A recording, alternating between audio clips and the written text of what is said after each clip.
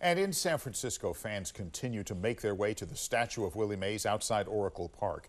ABC 7 News reporter J.R. Stone spoke with some of them about the impact this legendary giant and American had on them, and he's here with us with the story. J.R.? Dan, I've talked with so many fans outside of Oracle Park in the last 2 days that are truly broken up about the passing of Willie Mays. Mays had a special connection to people, some of whom met him over the years, others who were just honored to have witnessed him play baseball. Tears from diehard Willie Mays fans who came out to Oracle Park to remember the Say Hey kid. My dad went to opening day, the first Giants game ever, Seal Stadium in '58, and got to see Willie Mays play. And I lost my dad almost 2 years ago. Sorry. I brought flowers for Willie, but for my dad too. We walked with Eileen Beeson as she searched for her family's brick, one that she bought for her dad on Father's Day when the ballpark opened, and one that she intentionally got near the Willie Mays statue.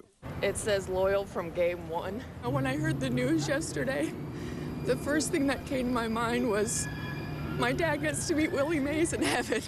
So yeah, you know, he means a lot, not just to the baseball community, but yeah, the minority community as well. I think that he is one of the, I'd say, the greatest sports athlete ever.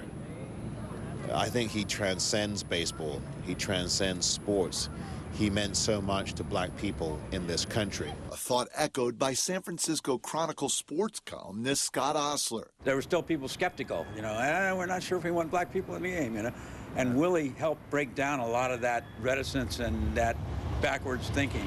And as Mays broke barriers for communities, he entertained with an ability that San Franciscans still talk about today. Everybody just loved him. Everybody would scream his name, and the whole stadium would just go wild for Willie Mays. I mean, even when we were kids, it was Willie Mays, Willie Mays. I mean, he was the man. He used to come in that pink Cadillac, that pink convertible Cadillac, and it was just Willie Mays.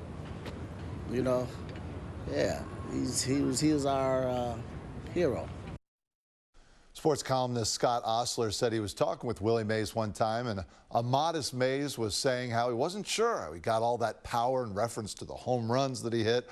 Osler said he looked down where Mays had his arms on the table. He was wearing a short-sleeve shirt at the time and thought, I think I know where that power came from, describing Willie Mays' arms that looked like Popeye arms in his description there. Very strong wrists at that.